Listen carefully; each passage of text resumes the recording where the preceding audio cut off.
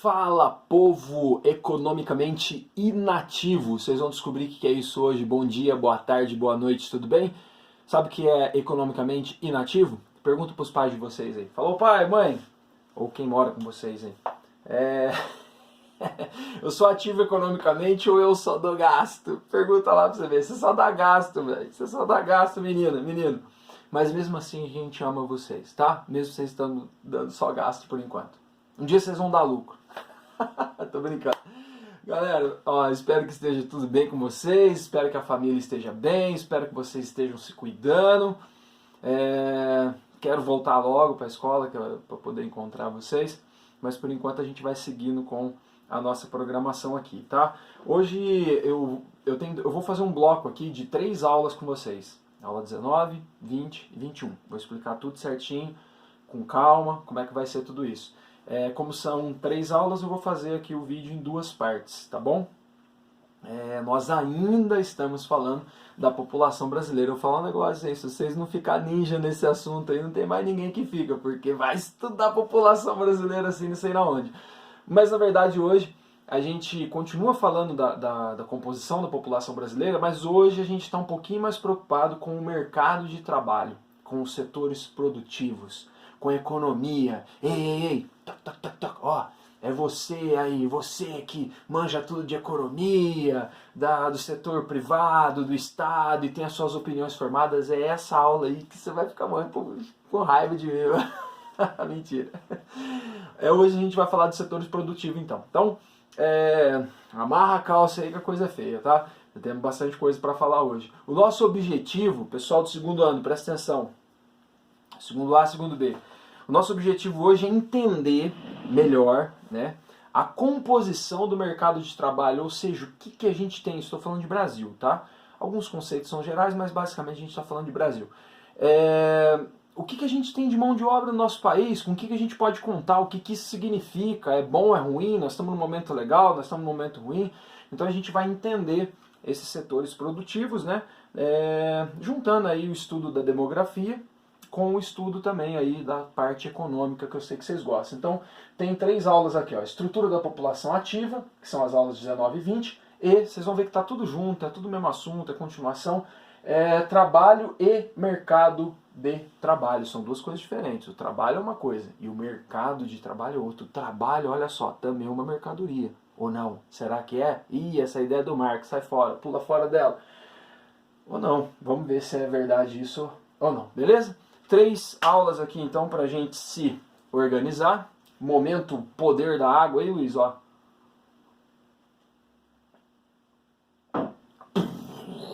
Agora. Retomando. Vamos fazer o seguinte.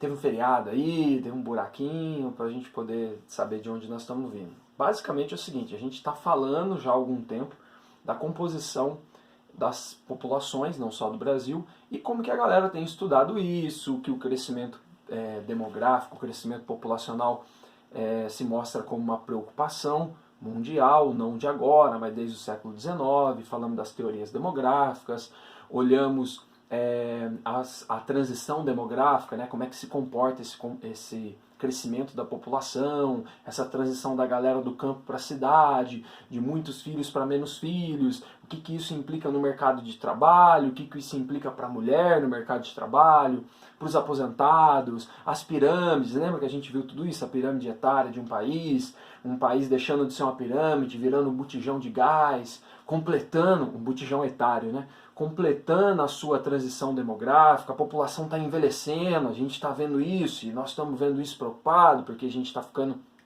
um país de uma população mais velha, a gente sabe que tem alguns desdobramentos e tal. Aí, por último, falamos também da composição, além dessa questão da idade, no Brasil nós falamos da composição dos diferentes grupos que formaram a população, né, dos imigrantes, e depois, na semana passada especificamente, eu dei uma aula para vocês ao vivo falando do povo brasileiro, falando da estrutura étnica do Brasil, né, dos grandes encontros e desencontros que a gente tem dentro desse processo, tá? Então esse rolezão aí homérico que está vindo de longe, nós estamos conversando sobre ele e estamos continuando, na verdade, esse assunto, hoje com foco mais na economia. Para você organizar o seu pensamento, pessoal que gosta de ficar escrevendo, como na aula de hoje eu vou falar muita coisa, com bastante conceitos e tal, para organizar, ou para tentar organizar o seu pensamento, eu dividi a nossa aula aqui em 9 passos, tá? É bastante, dá para ir daqui na lua. Nós vamos dar 9 passos, então, para tentar dar conta de todos os assuntos de hoje, tá? Então deixa eu apresentar para vocês rapidinho o caminho que a gente vai fazer. Primeiro eu quero falar da classificação, do que eu considero população ativa e inativa. Lembra que eu comecei a aula chamando vocês de fala, povo economicamente inativo, PEI, né? População economicamente inativa. Nós vamos ver essa classificação, como é que é feita, e eu vou mostrar as siglas aí e qual que é o critério. Depois eu quero falar para vocês dos setores da economia. O setor primário, o setor secundário, o setor terciário. Se você nunca ouviu falar disso, é hoje então que nós vamos resolver isso aí na tua vida, tá? Que são setores que produzem na economia de um país. Depois eu quero falar de alguns fenômenos que acontecem nos setores, principalmente no setor terciário. Tem alguma coisa que acontece ali que a gente tem que prestar atenção, tem alguma coisa que é um fenômeno que pode ser ruim, qual que é o nome disso, que cuidado que eu tenho que tomar. Então a gente vai falar disso aqui no terceiro passo. Depois, na quarta parte, nós vamos falar de questão de gênero. Mercado de trabalho e gênero. Eu quero analisar com vocês a questão feminina no mercado de trabalho. E a gente tem muita coisa para falar sobre isso, porque nós não estamos numa situação confortável. Melhorou bastante, mas ainda tem que melhorar muito ainda.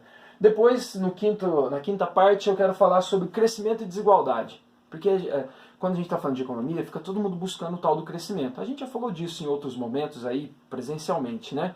Então, será que vale a pena mesmo um crescimento? Tipo assim, o PIB crescer 10% num ano? E como é que fica a questão de distribuição, né? A concentração da renda com isso? A gente vai olhar isso com calma, eu vou dar alguns exemplos para vocês. Depois, no sexto passo aqui, a gente vai falar do desemprego. E esse aí é assunto do dia no Brasil, né? Eu quero falar para vocês dos tipos de desemprego que tem. Não tem só um tipo de desemprego, né? Aliás, tem um nome bonito, o desemprego, que quando as pessoas perguntavam para mim o que eu estava fazendo, se eu tivesse empregado, eu dizia que eu estava numa situação... como é que é? Situação momentânea involuntária de ociosidade. Tá? É o desemprego. A gente vai falar dos tipos de desemprego. Depois a gente fala da informalidade, do mercado de trabalho informal. Cara, tem mais de 40 milhões de brasileiros na informalidade hoje. A gente precisa entender isso, tá?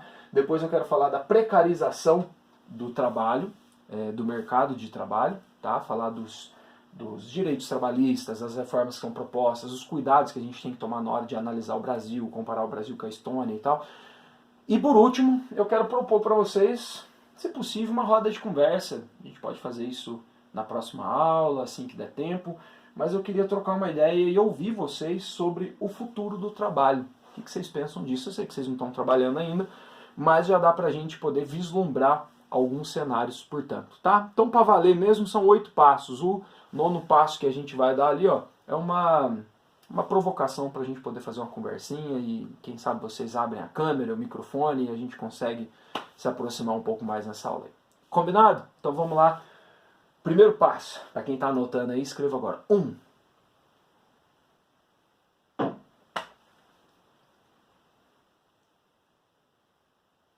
Não travou não, tô só te zoando. Vamos lá. A classificação. Então, vamos lá, como é que funciona? Primeiro de tudo, eu tenho a PIA. PIA. População em idade ativa. Isso aqui pode variar de país para país. Cada país precisa ter a população em idade ativa, considerando as leis trabalhistas de um país. Então, no caso do Brasil, a gente pode ir com a questão do menor aprendiz, por exemplo, né, de 14 anos a 65 anos. Ou seja, de toda a população daquele país, quanto ou qual é o percentual, né, das pessoas que estão numa idade que se considera ativa. Tá? Isso tem a ver com aquela pirâmide etária, tem mais gente para o mercado de trabalho. Então, PIA é população em idade ativa. O que mais importa para a gente é isso aqui, ó, o PEA. O PEA é a população economicamente ativa. A população economicamente ativa são todas aquelas pessoas que estão disponíveis para o mercado de trabalho. Então, são essas pessoas que estão disponíveis para trabalhar. Por exemplo, César, eu estou trabalhando com carteira assinada, eu sou economicamente ativo. eu fui mandado embora e não estou trabalhando com carteira assinada, mas eu estou procurando emprego, então eu sou economicamente ativo, mesmo que eu não esteja trabalhando.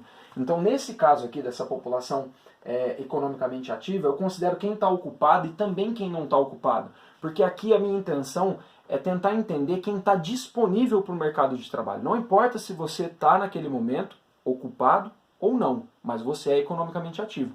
Se você não está ocupado, você está com o dedo para cima esperando uma oportunidade para entrar no mercado de trabalho e fazer o que você tem que fazer, tá bom? Agora, o economicamente inativo, que é a população economicamente inativa, PEI, são aquelas pessoas que não estão trabalhando, né? E não estão. O mercado de trabalho não pode contar com elas. Por exemplo, vocês. Vocês, mesmo tendo mais de 14 anos, vocês são economicamente ativos, porque vocês não estão procurando trabalho, vocês não estão disponíveis para o mercado de trabalho. E a população, por exemplo, aposentada, ela também entra aqui. César, mas eu conheço um aposentado que trabalha até hoje. Tudo bem, isso acontece. Mas o mercado de trabalho não pode contar com essa pessoa na hora de analisar esses números, né, e os gráficos que são produzidos a partir disso. Tudo bem? Então vocês são economicamente inativos, tá? Por isso que eu comecei a aula daquele jeito. Ou seja, quando um país tem um bônus demográfico, que a gente falou lá atrás, uma população bem jovem e tal, normalmente esse PEI aqui, ele tende a ser um número muito bom. Isso tem muita gente disponível para trabalhar. Pode ser ruim se você tiver uma crise, é muito mais fácil você ter um desemprego desenfreado. Nós estamos vivendo isso agora, a gente sabe bem como é. Então, não sei se deu para entender, mas assim, ó, população em idade ativa é todo mundo que tem idade que poderia estar trabalhando. Esse aqui não aparece muito, tá, nas provas e tal. Aparece esse aqui, ó, população economicamente ativa, com quem o mercado de trabalho pode contar. Não importa se você está ocupado ou não, mas podemos contar com você para trabalhar, então você é economicamente ativo. E a população economicamente inativa, aposentados ou dona de casa que não está procurando emprego, ou estudantes, por exemplo, universitários, aí não importa a idade, tem a ver com a situação de você estar procurando ou não emprego. Tudo bem? Deu para sacar? Deu para entender? PIA, né? PE e PEI. População em idade ativa, população economicamente ativa, população economicamente inativa. Sem segredo, sem grilo, dá uma olhadinha no livro texto lá para fixar essa ideia. Aqui não tem muita solução, precisa decorar mesmo, principalmente o ativo e o inativo. O PIA não esquenta a cabeça tanto com isso, não aparece tanto, tá bom? Só você saber e juntar com o conteúdo lá de trás. Ah, César, então, tipo assim, um país da Europa, deixa eu ver se eu entendi, um país da Europa, que a população já está bem mais velha no geral, assim, a pirâmide já passou aquela fase da transição demográfica, diminuiu muito o número de nascimentos e a população está envelhecendo, a tendência é que eles tenham cada vez menos uma população economicamente ativa. Isso é ruim para o mercado de trabalho, porque vai faltar mão de obra. Perfeito. É isso, tá bom? Nós estamos num momento bom, aqui no Brasil, com uma população bem grande aqui, em crise, desempregada e tal, e caminhando para o envelhecimento da população. Você entendeu isso? Está tudo certo. Esse foi o nosso primeiro passo aí. Segundo passo, a gente vai falar dos setores produtivos. Moçada, são 3 setores produtivos que a gente tem na economia. Setor primário, setor secundário, setor terciário. Vou falar um de cada vez para vocês. O setor primário é toda aquela atividade que está ligada ao extrativismo ou à exploração direta dos recursos. Então você tem, por exemplo, o extrativismo de madeira, a pecuária, a agricultura, a mineração, a extração de materiais como látex, por exemplo. Então tudo aquilo que está relacionado à extração da matéria-prima, né, ou à produção de alimentos e criação de animais, a gente fala que é o setor primário, é o setor mais básico da economia, ok? O setor secundário é o setor da transformação, é o setor da indústria, o setor das fábricas, é onde as coisas estão sendo transformadas, né? Onde você pega a matéria-prima e transforma aquilo em outra coisa. Normalmente você usa do setor primário para ter ali os recursos e os materiais necessários para poder transformar as coisas. Então nós temos aqui o setor da transformação, o setor secundário, indústria, tá? E depois nós temos o setor terciário. Setor terciário significa comércio e prestação de serviço. E normalmente é onde a maioria de vocês estão, né? A família de vocês. Se o pessoal trabalha, se tem alguma profissão, tipo advogado, médico, professor, comerciante, autônomo e tal, aqui você tem um setor terciário, comércio e prestação de serviço. O que acontece? Países menos desenvolvidos, países mais pobres, normalmente têm a sua economia baseada aqui, no setor primário, porque não tem tanta tecnologia, não tem tanto investimento, não passou por um processo intenso de industrialização, né? Países desenvolvidos, né, do norte, normalmente tem uma grande concentração do seu PIB, da sua economia, no setor secundário. Porque aí tem indústria, tem uma história industrial, aconteceu uma revolução, tem o setor da tecnologia e tal. Há uma mecanização grande no campo também, e aí eles conseguem se equilibrar assim. O setor terciário, todos os países têm. O que está acontecendo aqui, meu Deus? Você vai me trollar agora, mano? Espera aí só um pouquinho, que tem que acender uma luz aqui. Aí. O setor terciário, todos os países têm. Só que, assim, normalmente quando o país é subdesenvolvido e passou por um processo de industrialização muito rápido, né, tardio, como é o caso do Brasil, por exemplo, normalmente boa parte das atividades vem para o setor terciário. Porque é um país que mecanizou o campo, então expulsam a galera do campo, do setor primário. Mas aí o setor secundário não emprega muita gente. Atualmente essa indústria ela tem muita mecanização, né, e tal. Então países mais pobres tendem mais pobres, mas que de alguma forma se industrializaram, né? Como é o caso do Brasil, por exemplo, tende a concentrar a maior parte da população no setor terciário. É que a gente não está numa sala de aula, mas se a gente fizesse um teste aí entre vocês, e eu pedisse para vocês levantarem a mão, ó, levanta a mão,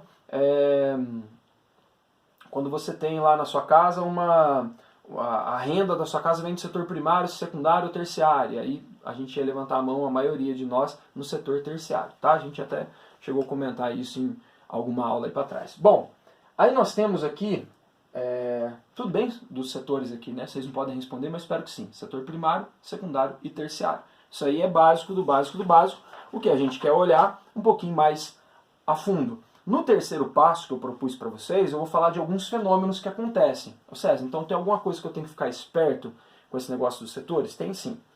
Veja bem, se você um país, por exemplo, que tem a maior parte da sua população no setor empregada, né, e produzindo no setor terciário, ou seja, comércio e prestação de serviço, esse país está passando por uma terciarização da economia.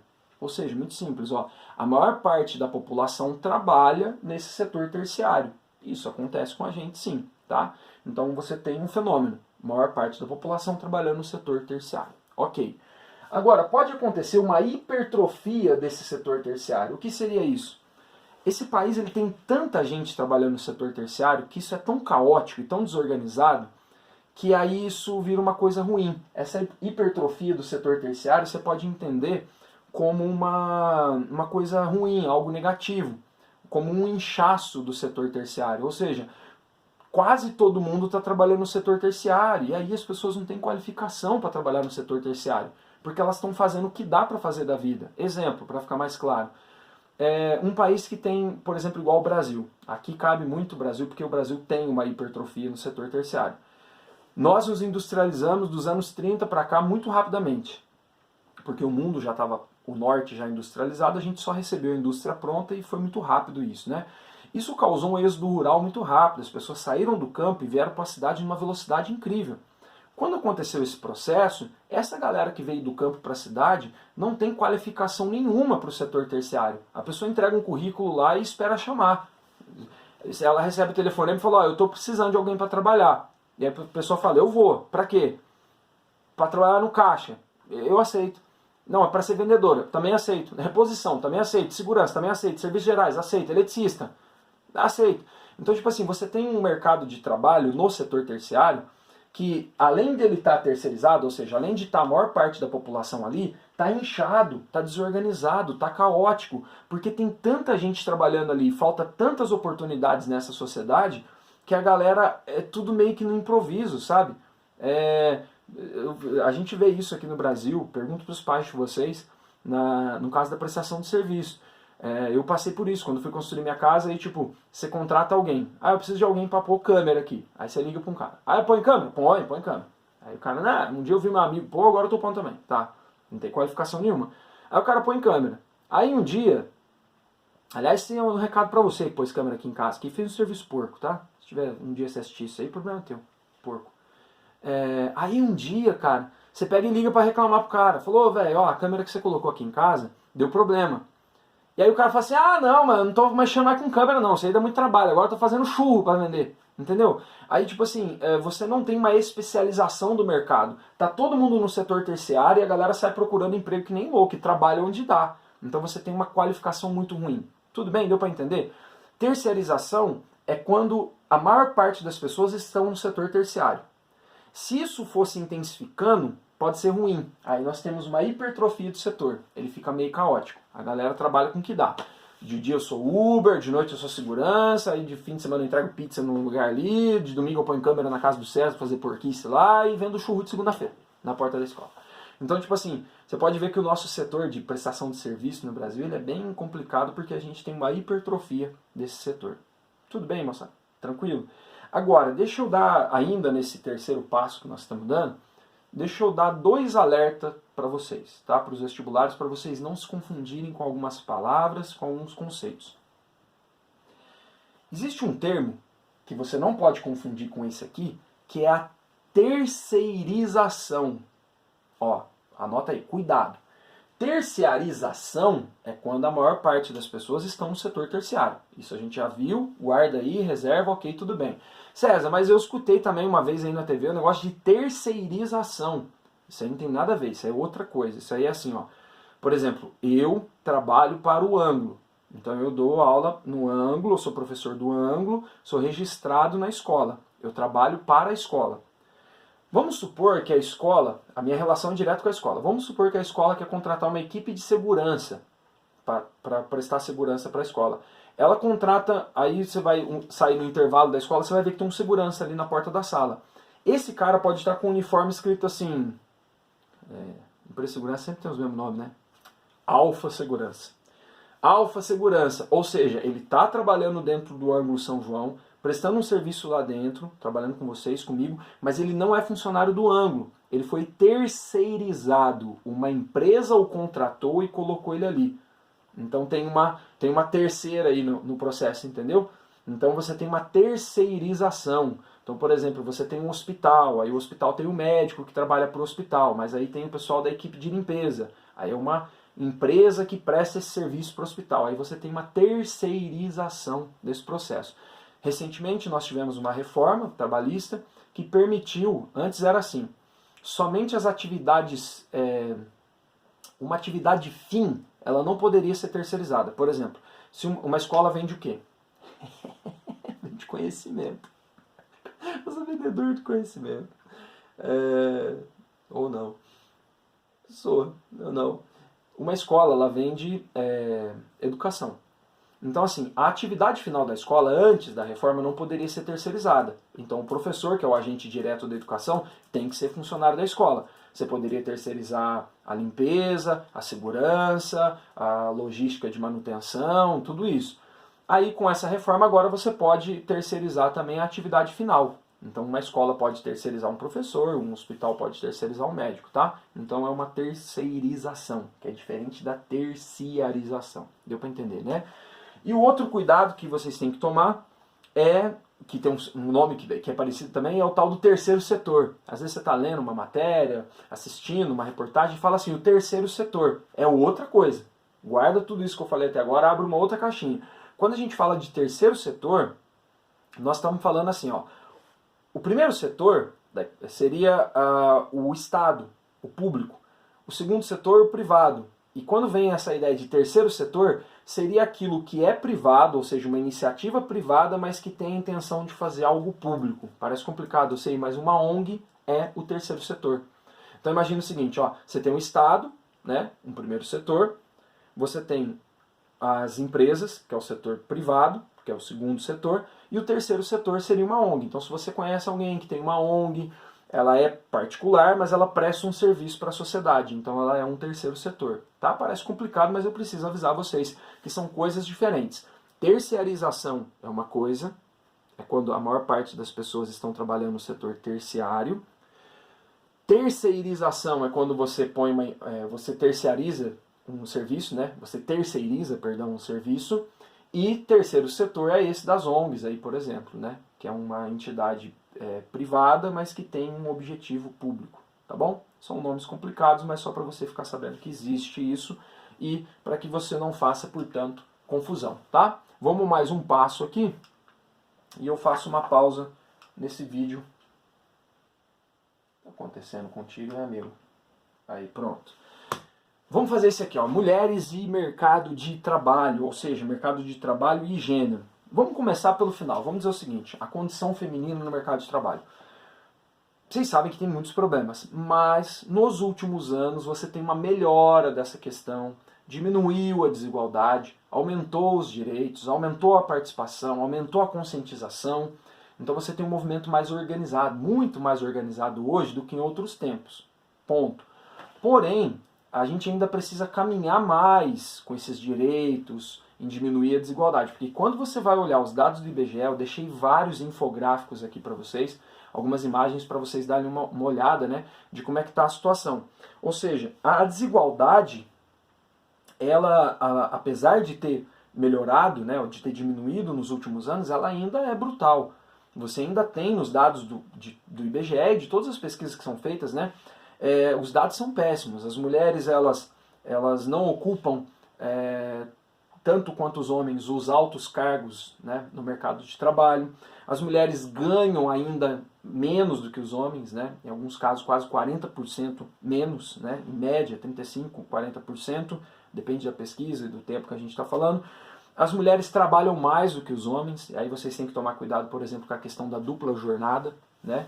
A dupla jornada, sim, a mulher trabalha fora de casa, né? Entrou no mercado de trabalho nas últimas décadas, já falamos disso, os motivos e tal, mas ainda assim, quando chega em casa, ela tem os trabalhos de casa, ela ainda tem a questão dos filhos, e isso sobrecarrega as mulheres. Então nós chamamos isso de dupla jornada. Além de trabalhar fora, ainda acumula os trabalhos domésticos, né? Não sei se vocês presenciam alguma coisa do tipo, mas, por exemplo, o homem e a mulher trabalhando. Chega no fim de semana, parece que é a folga do homem. E a mulher tem um monte de coisa acumulada que ela tem que fazer. Enquanto o homem está lá sentadinho no sofá assistindo série, vendo jogo, não sei o que, deixando copo e prato para todo lado na casa, a mulher está correndo para ajudar o filho na tarefa, para fazer isso, para pôr roupa, para lavar, para fazer não sei o que lá. Então tem um acúmulo aí de função que a gente chama de dupla jornada, tá? O mercado de trabalho tem mais competitividade hoje, aumentou o custo das famílias, então as mulheres estão trabalhando para poder compor melhor a renda. As mulheres são vistas hoje em profissões que antes era impensável. Então, por exemplo, você não tem mais problema hoje você ver mulheres, não tem tantos problemas, né, como motorista de ônibus ou trabalhando, por exemplo, na construção civil, né? Isso é cada vez mais comum, felizmente, né? Essa liberdade está no cargo que ela acha que ela tem que estar. Então você tem mais postos de trabalho sendo ocupados pelas mulheres e menos tabus aí na nossa sociedade, né? Porém, ainda existe bastante uma desigualdade que eu vou dividir em duas análises da desigualdade. A primeira desigualdade, assim, do mercado de trabalho com as mulheres, ela, lógico, tem a ver com a questão do preconceito, né? Então, existem muitos preconceitos com as mulheres no mercado de trabalho. Eu vou dar alguns exemplos. Por exemplo, quando você vê um homem, um empresário, sabe, um diretor de uma empresa, alguém que tem um cargo importante, dando um chilique e sendo enérgico e não sei o que, e mais assim, fala, pô, o cara liderança, né? O cara sabe lidar com a pressão e tal. A mulher, quando normalmente é vista nessa posição fazendo isso, aí ela está dando um chilique. Ela deve estar de TPM, ela está descontrolada, ela está misturando as emoções dela, entende? Tem algumas coisas ainda que estão carregadas de preconceito no mercado de trabalho que a gente precisa aos poucos ir desmontando. E aí você tem uma questão da estrutura também que é desigual, né? Por exemplo, você vai perceber que no mercado de trabalho, às vezes, o que eu quero dizer é o seguinte, não é porque é uma mulher que está fazendo aquilo naquele momento que ela ganha menos. Mas é que, historicamente, estruturalmente, aquela profissão que é ocupada por mulheres normalmente ganha menos. Exemplo, empregada doméstica. Exemplo, professoras. Você pode ver que o salário dos professores ele vai fazendo assim, ó, do fundamental para a universidade. E conforme o salário dos professores vai subindo, estatisticamente falando, vai subindo o salário e mais homens compõem esse mercado. Então é uma questão estrutural, onde você tem mais mulheres, se paga menos. Tudo bem? Eu vou dar uma pausa aqui, ó, deixei as imagens aqui para vocês, olharem tudo com calma, os dados e as referências, aqui ó, a ideia da dupla jornada que eu falei. E a questão racial é pior, né? Porque se for mulher no mercado de trabalho é ruim, se for mulher negra, os dados são piores ainda, depois vocês olham com calma isso aqui. E o caso das domésticas, bem emblemático, né? Conseguiram seus direitos trabalhistas só em 2015, talvez porque sejam mulheres, na maioria, e negras, né? Eu vou parar aqui, ó, com esse quadrinho aqui, vou dar uma pausa e começar o vídeo aqui com a segunda parte, tá bom?